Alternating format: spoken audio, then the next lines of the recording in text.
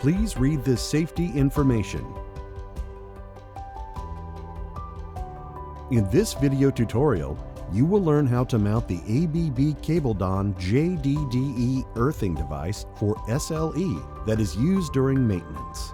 To perform the following installation, you will need the VHB 68 hex key from ABB and a 20 to 35 Nm torque wrench.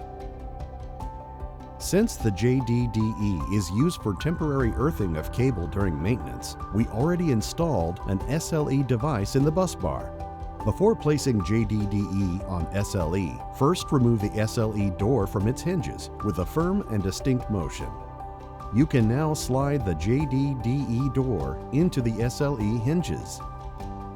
Attach the JDDE cable to the PEN bus bar by fastening the bolt with the torque wrench. Make sure to align the bolt to the bus bars.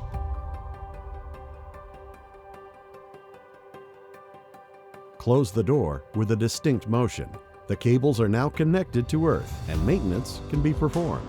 When you're done with maintenance, just press the metal tab, open the door with a distinct motion, and unscrew the earth cable from the PEN bus bar.